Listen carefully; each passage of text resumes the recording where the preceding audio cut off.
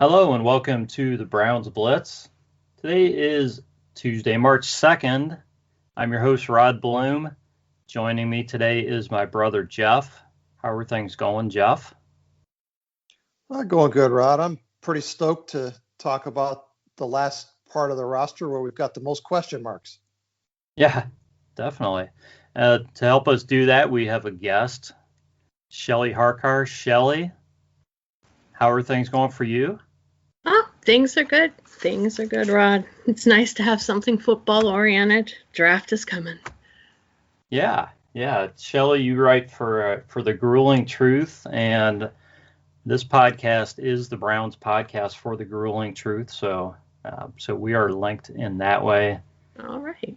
We've also written together other places than that, and I'll give you probably what I said last time, that you're an excellent writer. People should be reading your stuff. So thank you. So you guys check Shelly's stuff out. And Shelly, I don't have your Twitter handle. You want to give that out? It's Shelly Harkar 0514. And yeah, that's about it. Okie doke. I'm going to take a guess that we're going to skip the Blitz beverage segment tonight because I'm working later. I'm skipping anything. I've got a cup of water sitting next to me. I bet Jeff does too. Yep. Because we've got some talking to do. So let's launch into this, guys. We're going to cover linebackers and DBs. We're going to do it a little bit differently tonight because we've got a lot of players. So we're not going to go player by player alphabetically. We're going to start with linebackers, and I'm going to talk about the guys who are under contract, and then we're going to kind of, we'll talk about the other guys after that and pick out the guys, who we think have the best chance maybe of being back, and maybe we'll talk some extensions too. So there are, let's see, first of all, Jeff and I were talking before we started recording. Montrell Meander, I guess it depends where you put him, whether you put him as a safety or a linebacker. He was listed linebacker where I was looking. I think he kind of goes, can play either position, but he didn't do a heck of a lot of either one last season. So not a big deal. But he is actually signed for the next 2 seasons.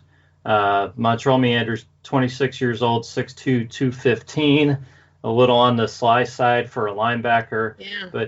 But he is, I think he signed pretty much a practice squad contract. He's due $850 in 21, $965 in 22, and he would be a UFA in 23. And his contract's non-guaranteed. Hey, I don't think he played any snaps with the big team in 21. So I'm just going to run through the stats for the 4 guys who are listed as linebackers and under contract. The other 3 are Mack Wilson, 23 years old, 6'1", 233. He is due $927,000 in 21, $1 million in 22, and a UFA in 23. And Mac had a PFF grade of 36.2. Not so good. He played 340 snaps. So we know he had some injury issues. Didn't play a lot. That's 32% of the snaps. There's he doesn't have a big contract, and there's also minimal dead cap if the Browns decide to part ways with Mack Wilson. Sione Takitaki is 25. He's 6'1", 238. He's due some similar money, $1 million in 21, 1.2 in 22, UFA in 23, and not much in dead cap if the Browns parted ways with him as well. But he had a PFF grade of 71.2. He played 393 snaps, 37% of the snaps.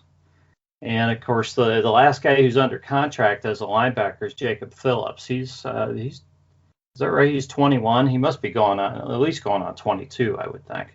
Yeah, I think so. Probably 21 last season. 6'3", 229. He's due $1 million in 21, 1.2 in 22, 1.3 in 23, and he would be a UFA in 24. Of course, he only played 102 snaps, 9% of the snaps. He was fighting injuries all season, right. And he had in that small sample size, a 45.3 PFF grade. So those are the four guys that are under contract. So let's kind of look at those guys first. I think we can just kind of skip over Montreal Meander. I think he's a guy who's probably looking for a spot on the practice squad. I don't think he's going to be challenging, at least not at the linebacker spot. If you guys want to bring him back up under safety, that's fine. But let's just go to Mack Wilson. And I'll let both of you guys give your thoughts on Mack Wilson first. So, Shelley, you're the guest. I've been doing way too much talking here. I'm gonna turn it over to you on Mack Wilson and your thoughts on his future. I like Mack, but he had 39 tackles. 39 tackles, just that's great somewhere, but not if you're going to be the guy that we're looking at and depending on.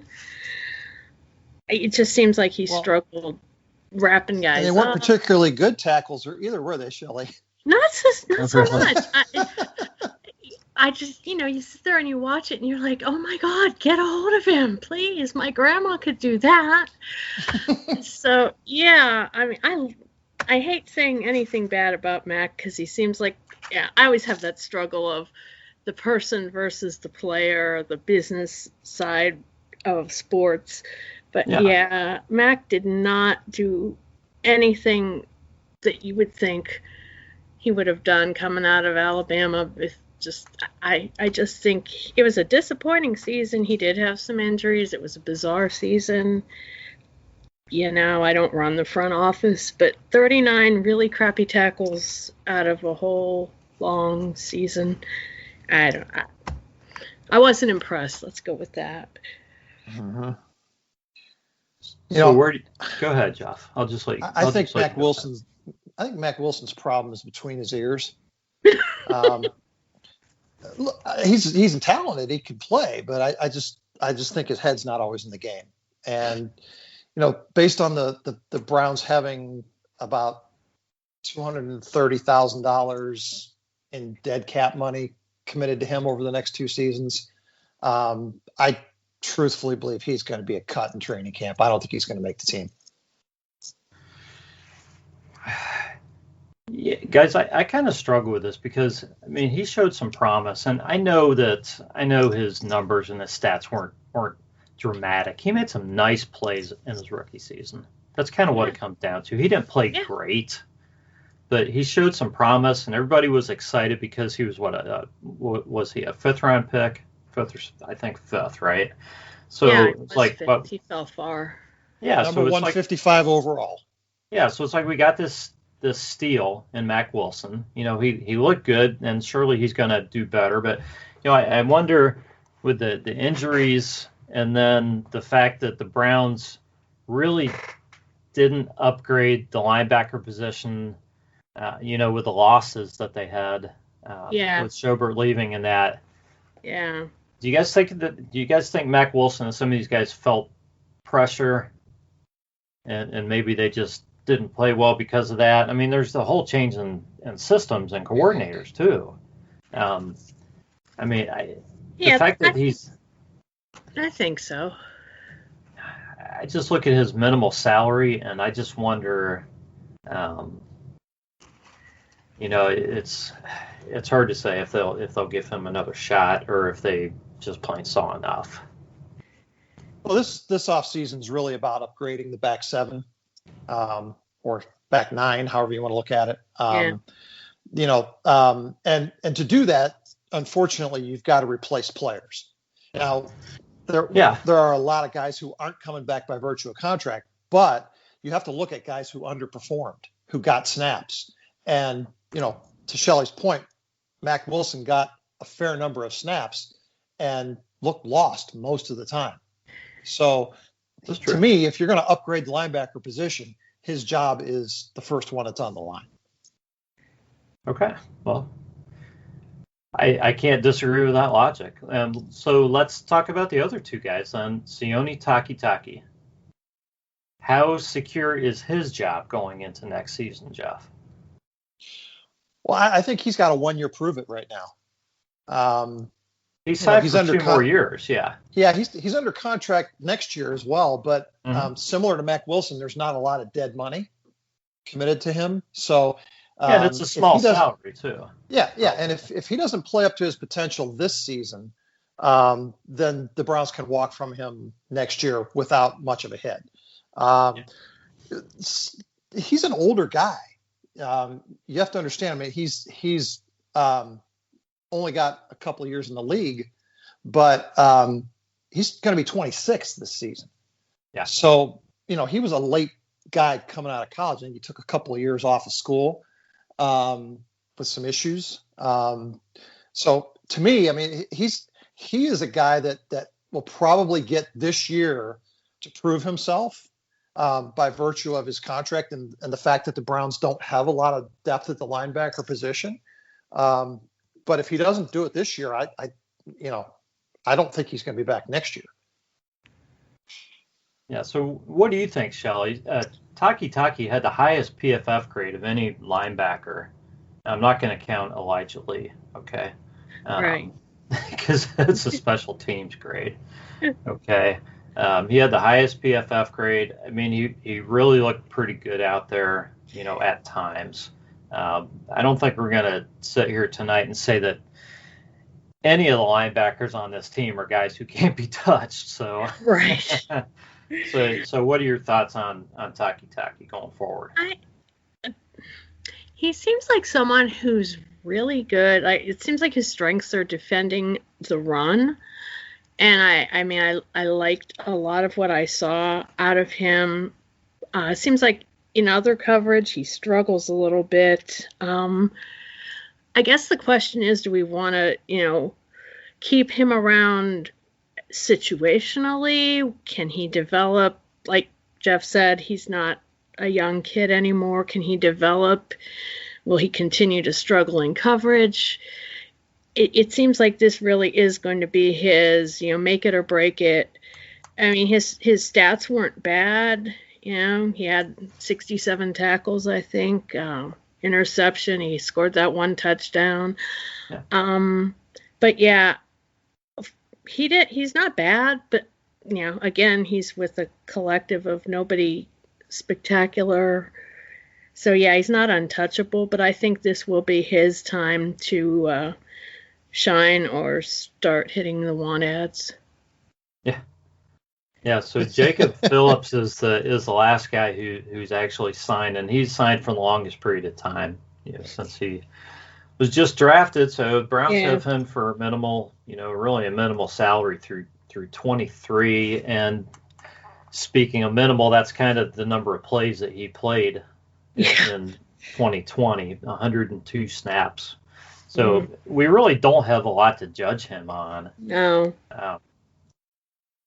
What do you think, Shelley? I mean, I would think that the Browns would be pretty psyched about developing him going forward. Exactly. With him being new, and he got on with the rest of the new guys, I think that he could probably, of all of these fellas, be the one that they could tweak the most, mold to what they're looking for the most. I mean, the kid played 9 games. He had 25 tackles. But what can you really – there's not, like you just said, there's not enough to really judge him. If of anybody, I would hope that they would put some good focus on growing this kid up, because I think he could be a lot better. Yeah. What are your thoughts on Phillips, Jeff? Team-friendly contract for the next 2 years. In 23 is when he hits his Taki moment, if that's a thing. Where it is now. It is now. It is now, yeah. Where most of his money becomes not guaranteed. So I think he's on a 2-year prove-it deal. He's probably got an extra year by virtue of his contract, but also because he is a pick of the current regime. Mm-hmm. So I think he's going to get every opportunity to play and establish himself this year. It's going to go one of two ways, right, guys? I mean, he's either going to do that and establish his worth, and that's going to happen this year, and he's going to be probably one of the most improved players on the team, or he's not, and in which case, we're gonna probably see him in a backup role for one more season, and maybe that'll be it for him. Yeah, I think, I could be a little off base, but I think Jacob Phillips is probably the linebacker with the most speed on the team. I think that's kind of what the Browns need. So I think size. Yeah, and size. I mean, he's one of the guys that's bigger. He's got some height, and obviously if he's 21, 22, he could still be adding a little bit of weight to him, too. So, right. So most plus side of anybody on the roster. Yeah, at definitely. the linebacker position. So I agree, and I think if he develops at all, I think it's going to be a no-brainer to keep him through 23 at a salary of just over $1 million. Yeah. Yes.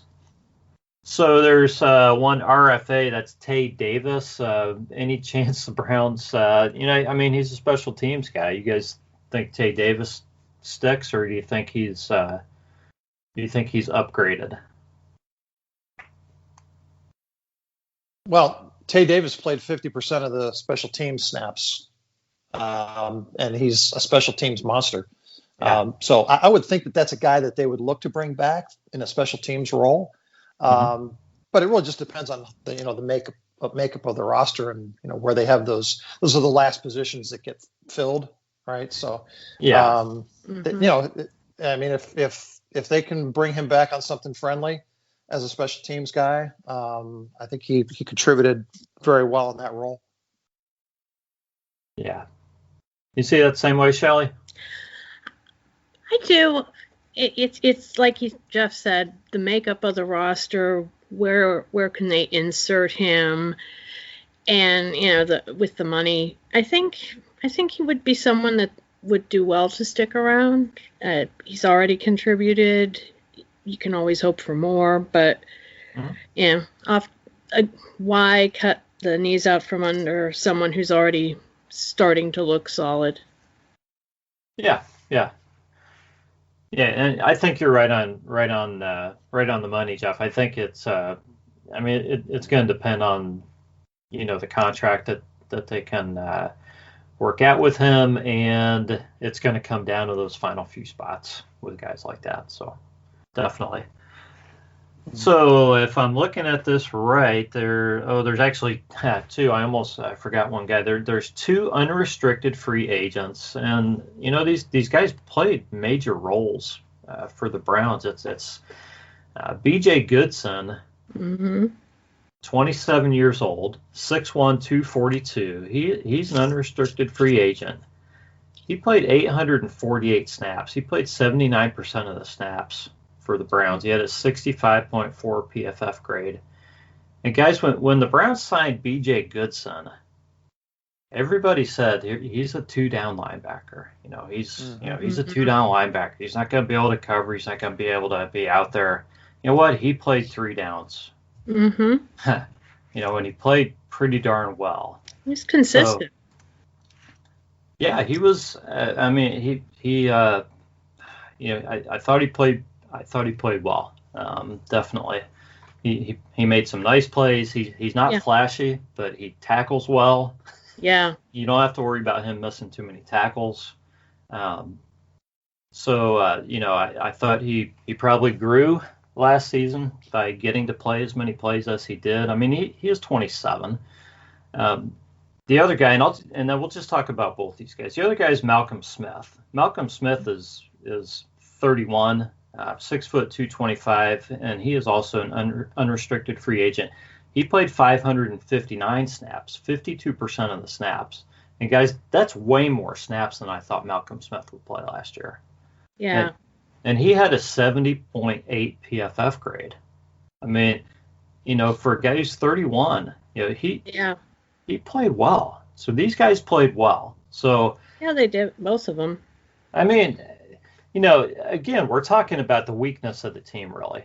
So I'm not going to say that these guys should have been, should have made the Pro Bowl or anything, but for who they had around them and everything, bringing somebody like Malcolm Smith in the last minute, I thought he did a pretty nice job. And B.J. Goodson, for a guy who was only supposed to play 2 downs, he did well too. So I thought these guys were the 2 best linebackers on the team this year. Definitely. So do you guys think they'll pursue either of these guys? If so, which one? I don't know what the linebacker market is for either of these guys. I mean, Malcolm Smith is old enough. I don't know if anybody's going to go after him. Right. And he's also a leadership guy, an experienced guy for young linebackers. And B.J. Goodson, I don't know if he's shown enough to get a big contract somewhere else either. So I'd like to get thoughts on both of those guys from you. Shelley, I'll let you go first on this one. I kind of hope they do pursue Goodson, if for no other reason than when, at least in my opinion, when I look at our linebackers in general, it seems like we have guys who are good with coverage, guys who are good with the run, and he, to me, seemed like the most, I guess, balanced would be the word I'm looking for.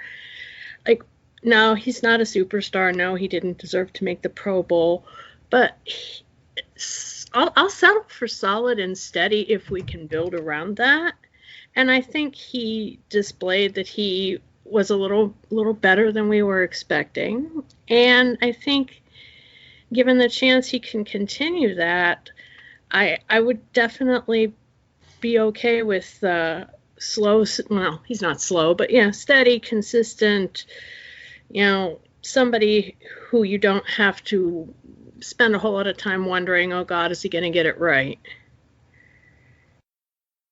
Yeah. Yeah. Any thoughts on Malcolm Smith? For 31, I know he's getting up there. God bless him. Now he did well. Again, he sort of struggled with run coverage, I think, but then again, he's 31 and he's another one. I wouldn't call him balanced the way I would call Goodson balanced, but he was, if we could keep both of them, and that, I don't think that would be too bad. I don't know what the money would look like to do that, but I also don't know what the market for either of these guys is, especially Malcolm being 31. I wouldn't be opposed to it if they can swing that. Yeah. So Jeff, what are your thoughts? Here's the obviously problem. They're not bringing everybody back. We know this. No, because they're going to. Here's the problem I see with the linebacker room, and B.J. Goodson was as advertised. I mean, the Browns needed a Mike linebacker who could tackle and who could stuff the run, and I think he delivered on that. But in coverage, he's a liability. And when called on to do that, I think he got beat pretty badly sometimes. Malcolm Smith looked really strong in coverage at times. So if you put the two of them together, you almost have one good, solid linebacker. Okay. That really ties your hands in terms of what you can do defensively. And the way that the Browns defense wants to be structured is stronger in coverage. I think they're probably, Joe Woods wants to play 3 safeties and 2 linebackers most of the time. So you need linebackers who are versatile. And we don't have, I mean, with B.J. Goodson being a UFA, we don't have a Mike linebacker on the roster right now. And, the 2 guys that we do have in Tate and Phillips have some versatility. So I don't know in terms of bringing Goodson or Smith back as role players that it makes a lot of sense going into next season, the way that they're looking to structure this defense. Yeah, I get that. So of all these linebackers, Jeff, how many of these guys do you think that we've talked about? How many of these guys do you think will be on the team in 21? And we're talking everybody, and including the and we'll leave Montrell Meander out of it. Okay, we're talking Mack Wilson, Taki, Jacob Phillips, and the other guys. I'm going to say 2.5. 2.5. Yeah. Yeah. Jacob Phillips is going to be your will linebacker. And God, I hope he develops. Yeah. Oh, yeah. Taki is going to be your Sam. And if they bring back Tate Davis, it will be as a special teams player and potentially a backup in case of an injury. But man, this is the spot on the roster where we badly need to find players. Yeah.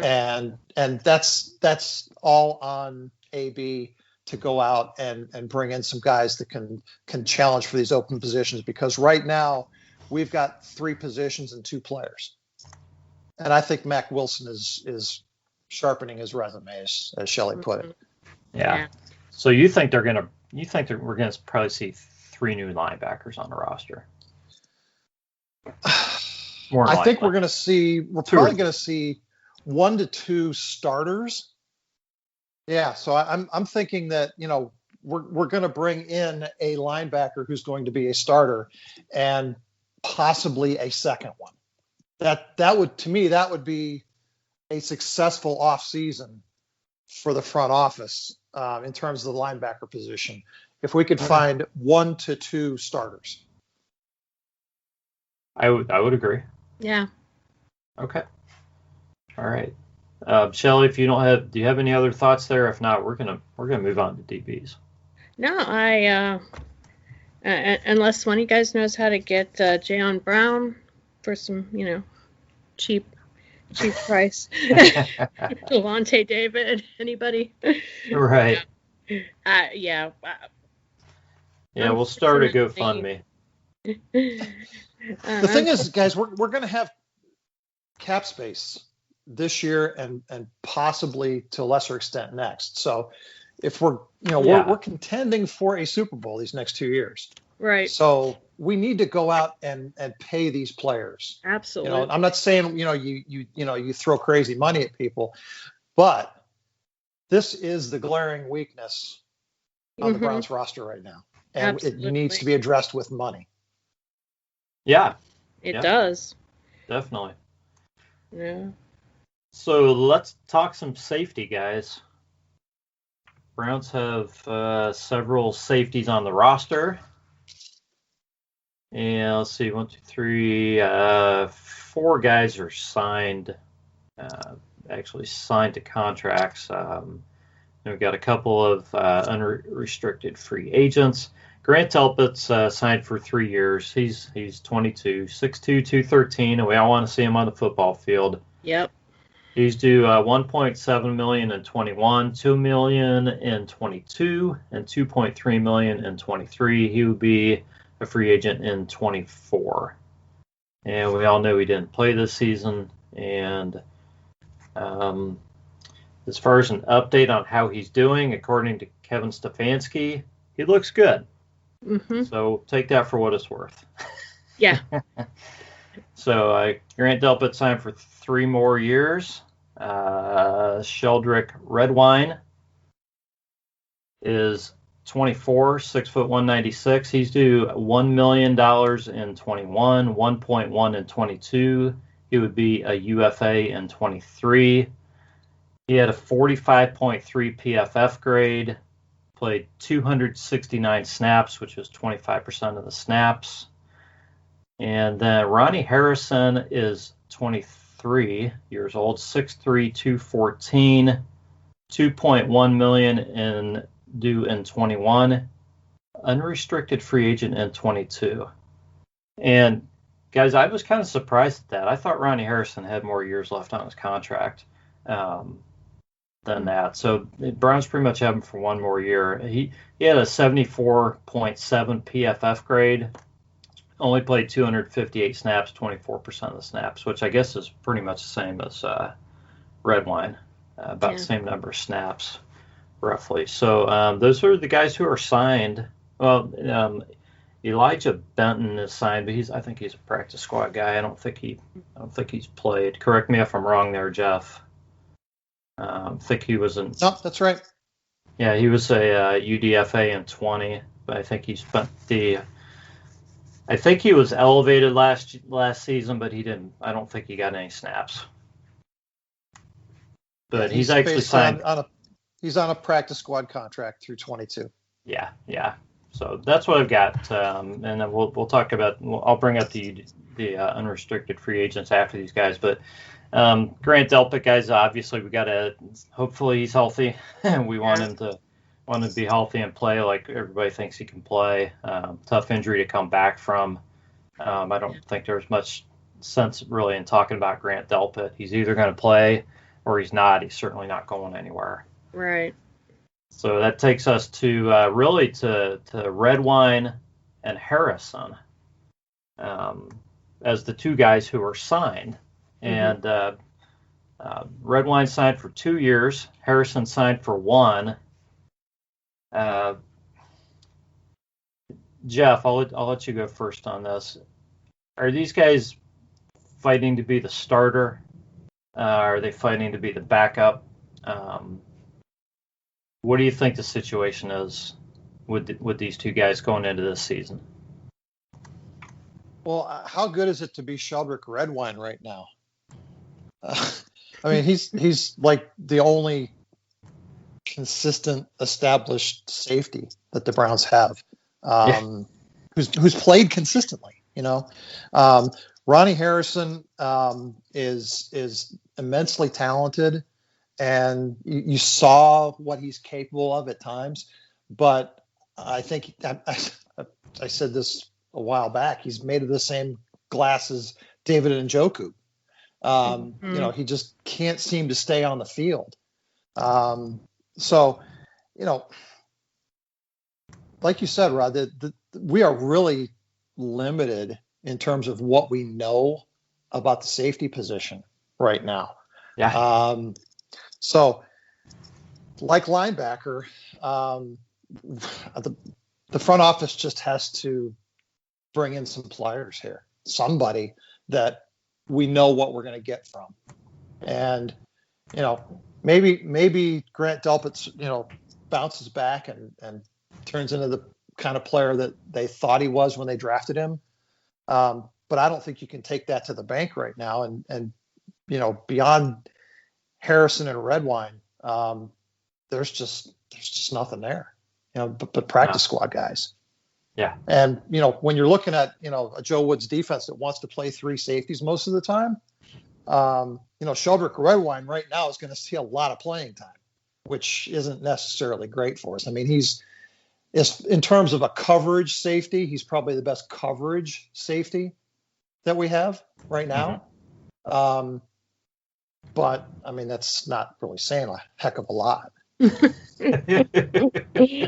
Slim pickings. So what are your thoughts on those two guys, Shelley, on Redwine and Harrison?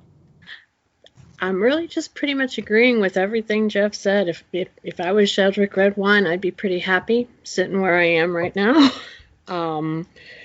But yeah, the Harrison, again, he has those moments where you watch him and you're like, oh man, you're just the best guy in the world, and then there are the other moments. But yeah, it's a pretty narrow window to look in. I wouldn't even guess about Delpit.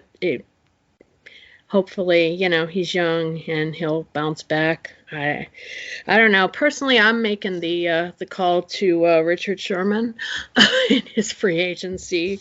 But yeah, I don't dislike either of those guys, but I'm not betting the farm on anybody there. I don't think that's a ridiculous idea, Shelley, to find a aging cornerback like that can come in and play free safety for us. You know what? It's crazy enough to work, though, because he used to work with Woods. Remember way back in the day, they were together. And he does have that. I mean, I know he's 32. He's Richard Sherman. He's not the Richard Sherman we all used to know. But he's got the veteran presence. And realistically, it's probably neither here nor there because I don't actually see us going after him. But I was just kind of looking around free agency when I was looking at some of these guys. I like them going out and getting somebody in that mold, though. Yeah, I agree. I mean, for me, Ronnie Harrison, I just don't know what the Browns are going to be thinking with him because, I think that their plan was probably to bring him in, get him into the system last year, and near the end of last season, he was going to move into, being the starting strong safety. Mm-hmm.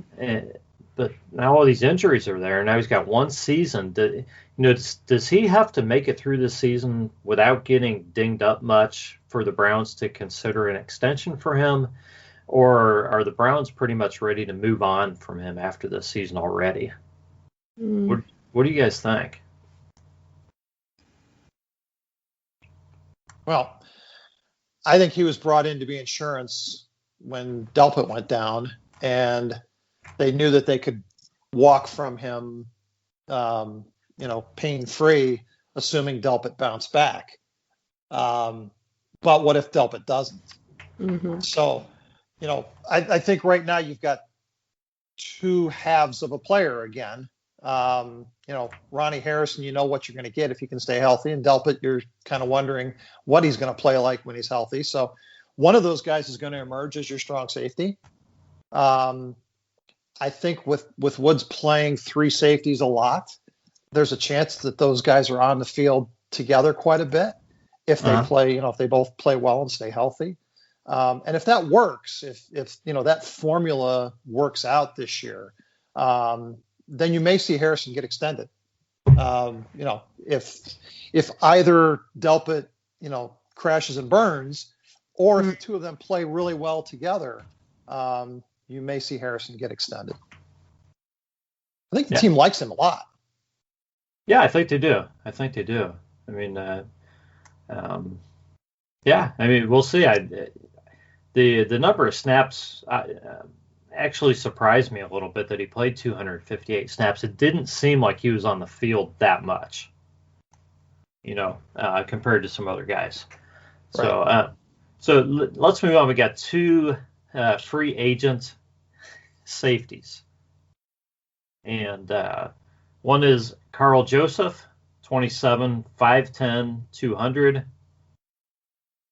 He played 599 snaps, 56% of the snaps, 52.7 PFF grade. The other is Andrew Sendejo, 33, 6'1", 210. He played 919 snaps last year, 85% of the defensive snaps, 42.6 PFF grade. Okay. When I see these snap counts, I mean, I know the Browns have to upgrade, but you have to have the quality players to take these snap counts, and guys that can get through the season too. So, yeah. You can't just assume that Ronnie Harrison can take Andrew Sendejo's, workload next season. With how injury prone he's been. I don't know. Do you guys? Let me just stick to the topic here. Do you guys think the Browns pursue either Carl Joseph or Andrew Sendejo in some manner, whether it's to bring him back as a player or a coach? Jeff. No. Neither one. No. I don't think either one of them comes back. Either one of them comes back. Sheldrick Redwine is going to get those free safety snaps unless we bring in somebody that is better in coverage. And the fact that Andrew Sendejo played, what did you say, 87% of the snaps or something? 85. 85% of the snaps. 900 snaps. As your coverage safety tells you how bad the Browns organization is at coverage safety. So, yeah. And I like Andrew Sendejo. I've defended him all season, but they just have to get better at free safety. And however the front office chooses to do that, just like at linebacker, we need a player. And that will make the biggest difference in our defense's success in 2021 is, do we find the right guys for those two positions? Yeah, Shelley, what do you think the market will be for Carl Joseph this season? Because it really wasn't there last year. You know, that I'm coming up with not very much. That good, huh? That great, yeah. I'm blown away and speechless. No. I mean, the guy was a first-round draft pick originally, and he played okay. He can lay the wood on people. Yeah, he played okay. He can miss by a mile too. Yeah. I mean, he doesn't play like a first rounder. He played okay. Yeah, that's about it. Again, I don't hate the guy, but what Jeff says is spot on. We need a guy, somebody who's going to fill that spot a little better than, he showed up and he played a lot. Yeah, we need a little bit more out of that at this stage of the team's development, I think. Yeah, I agree with you. So we'll summarize safety real quick here. So you guys pretty much think Redwine, Harrison, Delpit, you guys think all three of those guys will be around next season, I would assume, and that the Browns are kind of filling in, I guess, a spot or two, depending on how the roster is constructed. If you're playing three safeties, I think you're carrying more than four, right, Jeff? Mm-hmm. For sure. Probably carrying five safeties, I would think, if you're playing three most of the time. So I would think the Browns were looking for a couple safeties to bring in. So, all right, let's move on to corner. Again, a ton of corners to talk about, but when you really look at it, there's really not that many. So, guys who are under contract. Greedy is under contract. Greedy, 23 years old, 6'2", 185. He's due $1.7 million this season, $2 million next season, and a free agent in 23. Dead cap for Greedy. There would be a major hit if the Browns cut him this season, 1.3 out of the 1.7.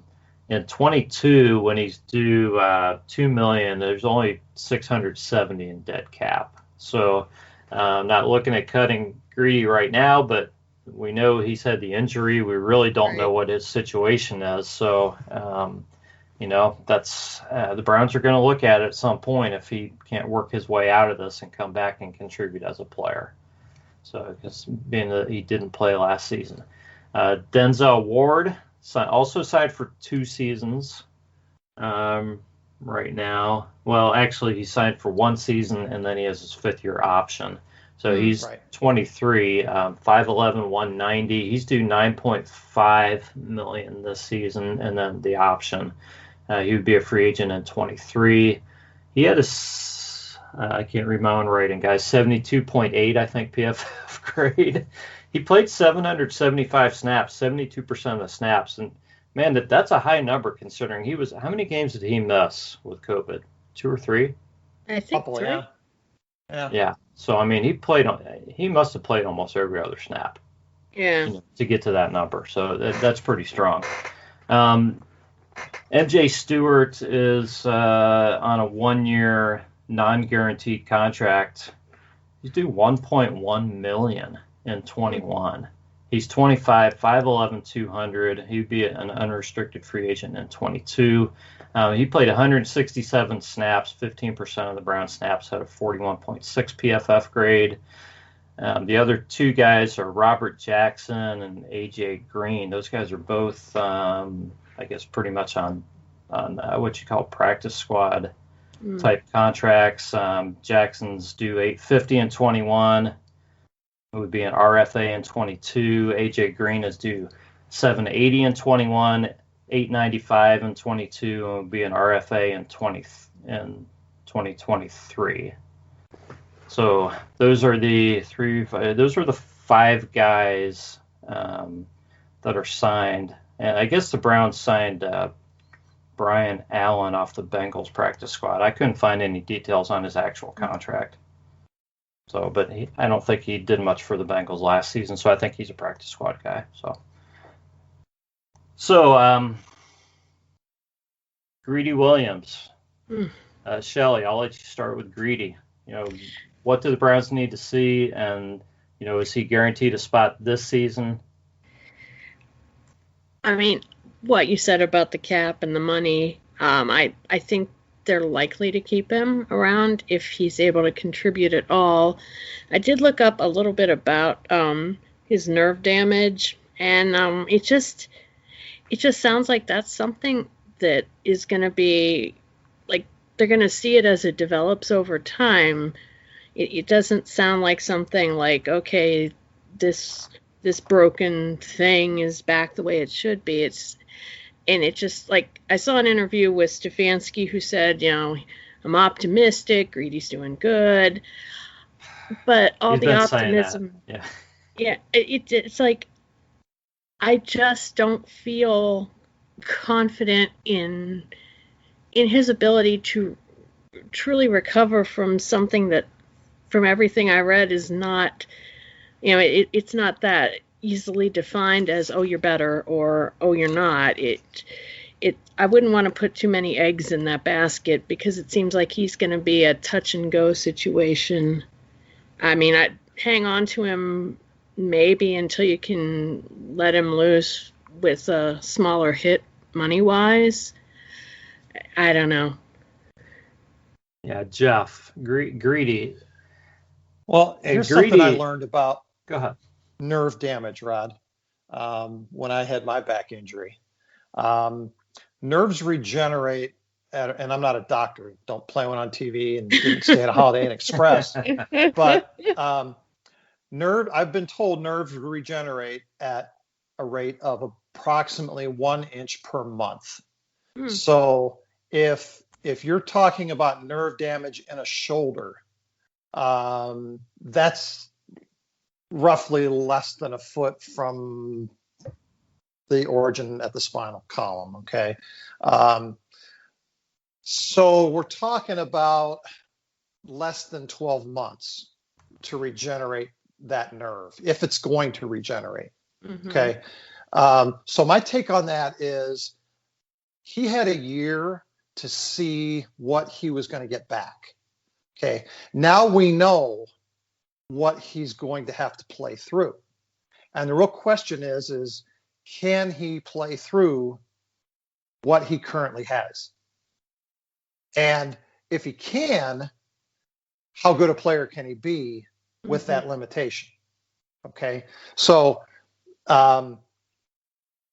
based on the money, based on the contract, and the dead cap money this year, he's going to get an opportunity to see what he can do this year. And hopefully he can figure out a way to still play at a high level with the limitation of that nerve damage, because I think that as an excuse or as a reason not to play, I think that ends this fall. I think you're right. And before we move on, I just, everybody's thinking of Greedy. Greedy's a number 2 corner.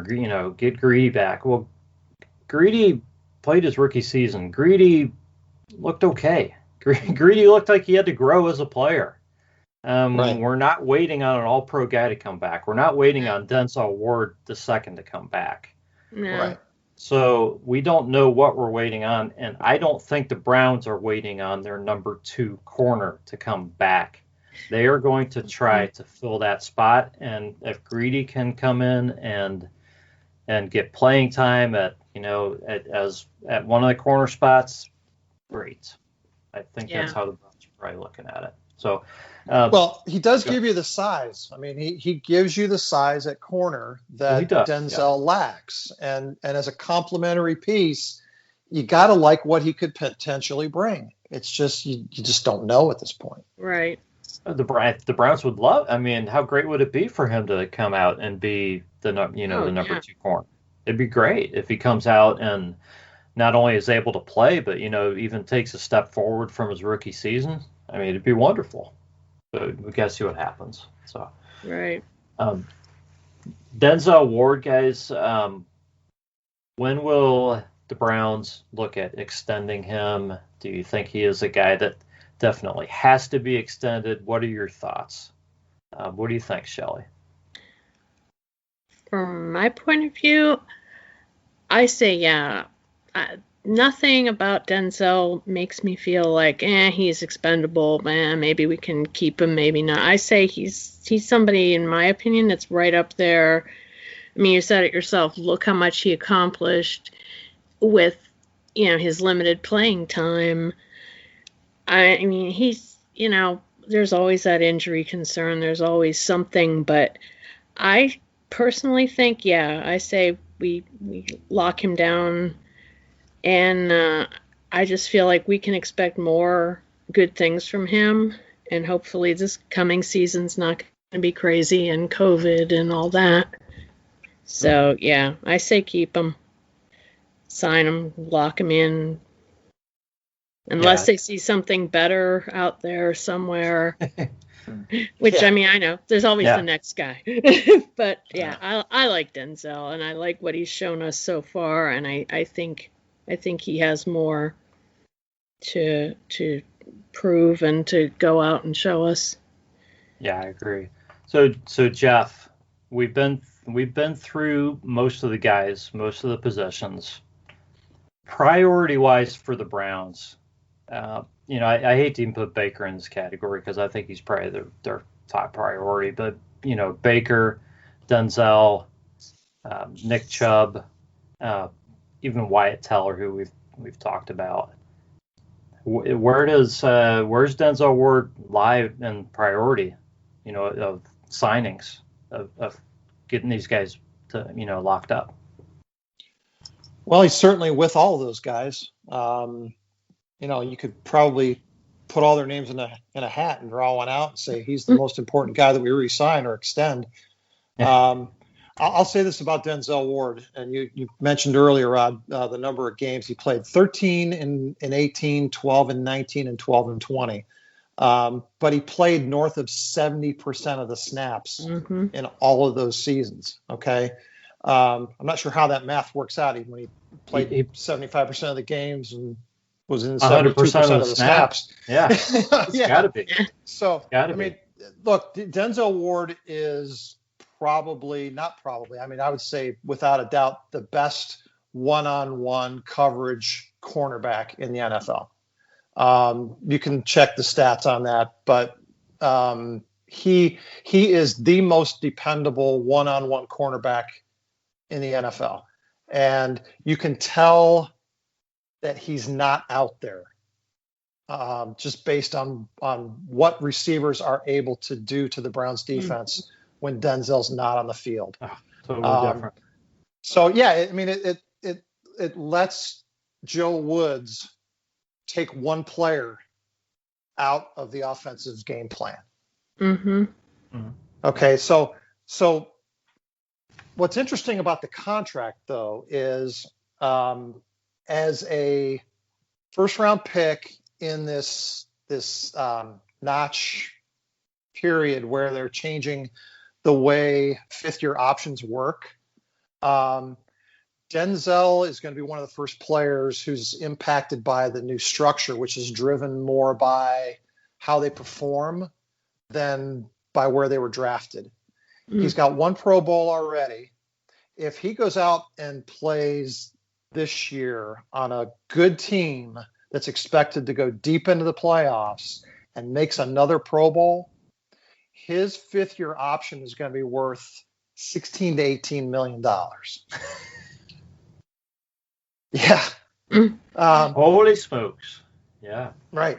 Now, if the Browns are able to get him to sign an extension, they can make a case that his value might have been decreased by his injury history.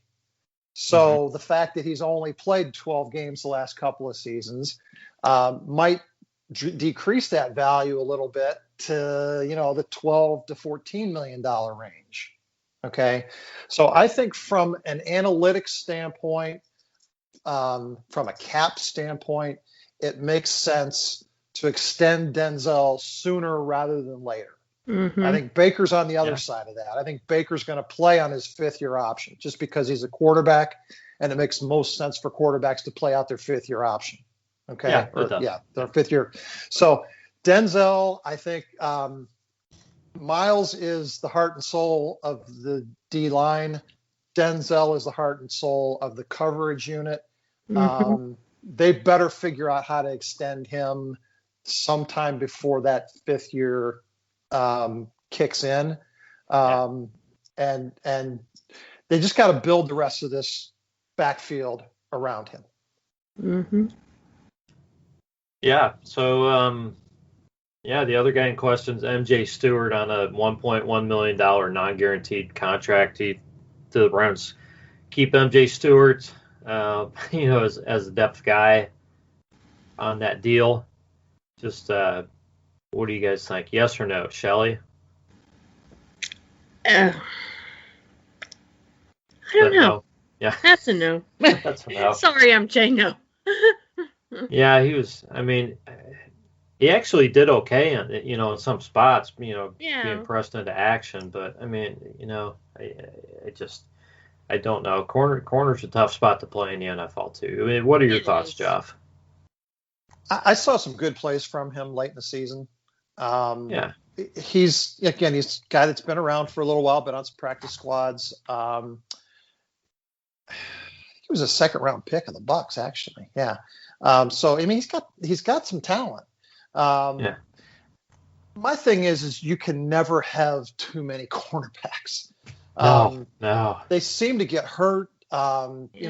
You just need depth at the cornerback position. And, looking at who else we have on the roster, unless we can go out and find some guys one way or another, he's probably going to be one of our backups this year. Yeah. Well, I think you're right. It depends how many other corners they bring in and, who they really like. There's always competition at that spot. But, again, you have to think of where this team is, and you don't want 4 rookie corners on this team going into the season. So you would rather have a guy who's been around, a few years and has some experience in the system. So Robert Jackson, AJ Green, those guys, I think those guys will be around, as practice squad guys. I mean, obviously the way the practice squad works, you don't know, but I think those guys are probably fighting for practice squad time.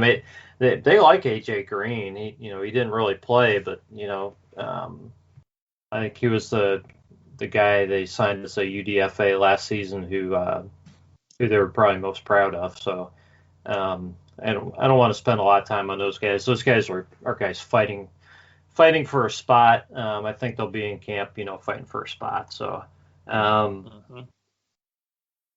let's see. Tavier Thomas is an RFA.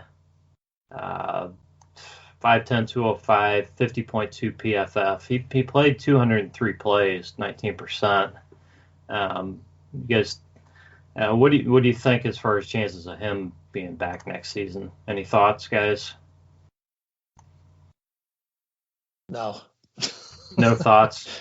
No thoughts. Yeah, I mean, I think he's a guy that can do multiple things. So I think it kind of depends on. Is he a guy who can slide to safety too? I'm trying to remember. Yeah, I don't know. I think he's played some of both spots, so that could benefit him. But again, with an RFA, it just kind of depends on the market and everything and what the Browns decide to do. So, free agents. Donovan O'lumba. I don't know if the Browns are gonna go after him. He's the bigger guy, but he must have been on the practice squad all last season. I'm not sure what happened with him. He's the guy I think they got from Dallas, who was 6'2", 205. They really liked his size, but I don't know if the Browns really, if there was any development there to where they'll try to keep him and work on him more or not. So I think, let me see here. I don't think we need to spend a lot of time on him. Browns are either going to try to get him back on the practice squad probably or not. Kevin Johnson played 576 snaps, 53%, had a 50.6 PFF grade. He's a free agent. What do you guys think about Kevin Johnson? He's 28 years old. Wasn't he the guy that had the accident early, or the lacerated liver or something early in the season in training camp and missed a whole bunch of the start of the season? Was that him? I'm not sure. Jeez, yeah, I'm not sure. I should have taken every one of these guys are all kind of running together. It's hard to keep the guys, honestly. The Browns cycled through a heck of a lot of corners this season. Man. Yes. So, yes. And they probably will this year as well. So they probably will. I wouldn't rule out any of these guys. Yeah, so let's talk about the probably the most interesting guy is Terence Mitchell. Okay. Terence Money Mitchell, 28 years old, 5'11", 191. He's a free agent, guys. 66.7 PFF. He played that second corner position. He played 1,004 snaps, 93% of the Browns snaps. Man, he was on the field all the time. What can you say about Terence Mitchell? He was on a pretty big contract. What do you think the Browns are going to do? Are they going to try to get him back? Are they going to go after younger guys? What do you think with Terence Mitchell? What do you think, Shelley? I mean, the dude played all 15 games, which, I mean, in that position, the way our guys get cut down, that's something all by itself. How much are they in for with him? Well, he's a free agent now. Oh, he's a free agent. Okay. Yeah, he's a free agent. Question is, are they going to pursue him or not? I don't have his numbers. I know he signed. What he signed, Jeff? I don't know if you have it in front of you or not, but I mean, he signed his contract was what, like a 4-year, $30 million deal or something when he signed to come to the Browns. It was a pretty good sized deal. 3 years. 9.8. So his cap number was 3.666 last year, $2.5 million base. So I mean, it's a lot less than what I was thinking of. Pretty team friendly. I'm way off. Yeah, I mean, right. I thought he was making a lot more money than that. Now to re-sign him, I think you're looking at those kind of numbers. You're looking at probably, just looking at what cornerbacks get in the NFL. He's got a value of $5 to $6 million a year. Well, yeah. How many guys play 1,000 snaps? Yeah. He's definitely got some. I'm trying to find the word. He's resilient. Yeah, I mean, that's a lot of right? That's a lot of snaps, man. Yeah. I mean, if we can make it happen in a budget friendly manner, the devil the devil you don't know. I would say cornerbacks are it's always open season on those guys. I tell you what, go ahead. If they could bring him back as a slot, which is what he really originally was intended to do, and not as your starting cornerback. Right. I think there would be tremendous value in him playing that role, assuming the other pieces are in place. Mm-hmm. Yeah, I think if you don't bring back Terence Mitchell and you're counting on Greedy, yeah, and then something and then Greedy's not able to play like we hope he will, then you're looking at Denzel Ward and not much past him. Yeah, no. So then you've really got a whole bunch of spots to fill. So it's going to be interesting. The Browns are kind of in a bind a little bit. I mean, I don't know how many corners they're going to want to go after, and then you're in the same issue. You don't want to draft 2 corners and try to develop them when you're competing for to try to go deep in the playoffs. Yeah, not at this stage. Right. No. You're signing a free agent. It's either Terence Mitchell or it's somebody else to press Greedy. Yeah. Yeah, I think so. Well, guys, we went a little bit over, but we made it through all 20 or 30 players, or kind of. We made it through all 3 positions. Let's put it that way. There you go. Linebacker, corner, and safety. I guess we could kind of put a wrap on the corner, but I think it's pretty obvious. I mean, Denzel and Greedy are going to be back, and then MJ Stewart. I think the Browns will probably keep him for depth, and then Jackson and AJ Green are going to be fighting for spots, and the Browns got a decision on Terence Mitchell, and the rest of the guys are kind of all developmental guys. So you can see why the Browns have some work to do with these position groups, definitely. So, Shelley.